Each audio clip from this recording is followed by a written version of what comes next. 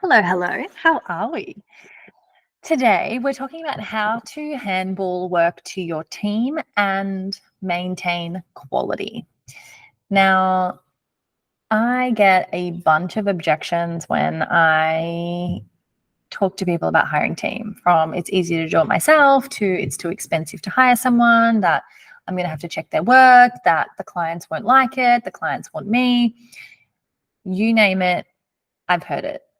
But if you stay doing the work, then you will be stuck on an income roller coaster and you can never take time off. You are the business, right? If you won't handball work, if you stay doing the client work, then you are the business. So how can we hand this off? How can we actually do this in a way that works for me, works for you, works for the client, like that keeps everyone happy, that gets you what you want in your business, that gets you paid what you want to actually be paid, maintains excellence and quality in your business and makes all of this work? What are we talking about here? For me, what this really comes down to is having really great systems in your business. Of course, before you hire, we want to make sure that everything's documented. All of our systems are simplified as much as they can be. We've automated anything we can automate, and then we know what we need to delegate. Also, based on what we're good at and what we enjoy, we want to get rid of the things that we are not good at and we don't enjoy. But once we have those systems, we want an onboarding process for our team. Now, this is something that lots and lots of people skip over, that they just they hire someone and then they start throwing work at them and they don't have a proper onboarding process. And this is what gets a lot of people unstuck and gets a lot of people doing work that they should not be doing. I was speaking to a client yesterday who is doing the work of their team during the day and doing their work at night. Now, this is a new client that's just started working with me that I won't go into too much detail, but this is just a new client and this is where they're at right now. So they're managing their team that are quite junior. And so there's lots of questions coming up. They really need to start putting systems in place. And so this is where I went with them. It's the training, mentoring, coaching framework that I'm going to walk through with you. So this is a program that allows you to train up your team. So we're going to start training them and then move to mentoring and then move to coaching. And we don't move out of coaching. And we move to each level. It's like a 7-step process. It's not like, it is a 7-step process that we move up levels of responsibility as we build trust with the person. And so this is documented. We work through this in the Agency Academy with clients. And of course, I talk to clients one-on-one around how they are working with this framework. But it doesn't matter what type of business it is, you can use a variation of this framework whenever you are hiring someone or you already have a team, but ideally they're coming in on a training plan that is going to move them up out of the training facility so that you don't have to always be teaching them, always be checking them, always be like really nitty gritty and doing their work as well as your work. You don't want to be in that place. That's not fun for anyone. So the first step is do as I say.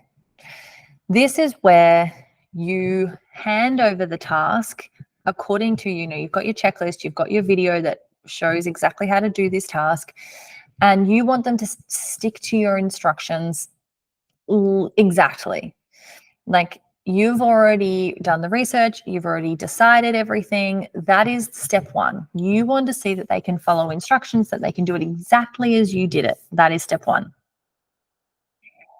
Once you know that they are competent in those areas, they're going to move to step two, which is look into this, right? That's step two.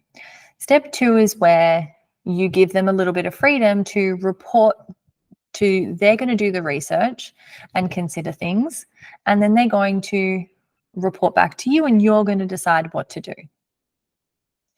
Step three is they're going to give you their opinion. So first, they're going to do the research, they're going to consider, and they're going to tell you what their opinion is in this stage. And then if you approve, they can take action, right? So they're not going to take action until you approve still. So all of these 3 stages, they're checking with you before they take action, right? The 4th stage is check in with me. So they're exploring on their own, they're deciding on their own, but they're just going to let you know before they do anything. So in this case, it's like they already know what to do, they're making the decisions, but maybe they're asking you before they send that client email because maybe you've spoken to the client about something else. The 5th stage is they've got their boundaries of work and they're doing it within certain limits. So they're exploring on their own, they're deciding on their own, but within the boundaries of tasks that you've allowed them autonomy. Number 6 is you don't need approval anymore. So they can take action and they can let you know what they did. You want to be kept up to date in this area, but they don't need to get approval. You trust them that they make the decision, that they're going to make the right decision, and that's where you're at. And the last level is take care of it for me. This is where they totally decide on their own about what they think is best, and you don't need to know about it. I know it's very bottom heavy, but that is how you build trust with your staff, right? And so the training piece is the bottom section where you're like 1, 2, 3 is kind of the training ground, right? So do as I say, look into this, give me your opinion. That is the training, moving into mentoring space. Once they can do what they want to do within boundaries, that's moving out of mentoring and into coaching.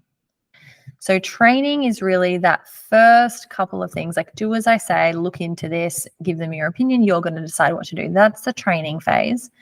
The mentoring phase is don't take action until I approve. Let me know before you do anything. Here are the boundaries kind of thing. That's the mentoring phase.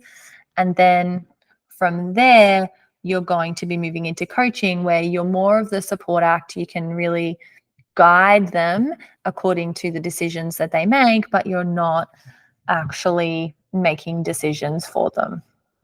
So that is the process that allows you to untangle yourself from the day-to-day work.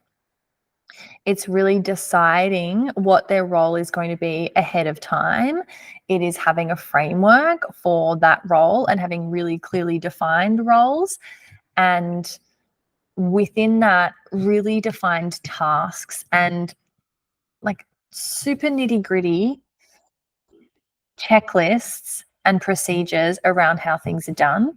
Because when you're a B2B service provider, it really matters. The clients, especially high ticket, it really matters that excellence is maintained. And so few people have attention to detail. I learnt this from personal experience.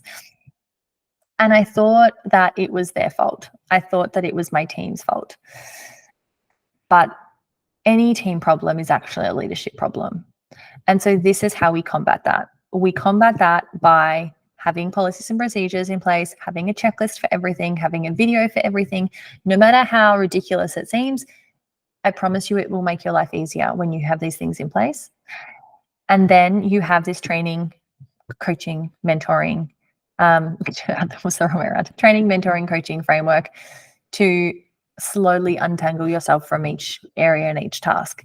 And when you follow this, you do not have to check on in them every time. You have built the trust then with your clients, and so they will be happy that things are getting done in the way that they want them to be done, that they're getting the outcomes that they probably don't care about how it's done. Actually, they probably only care about the outcomes.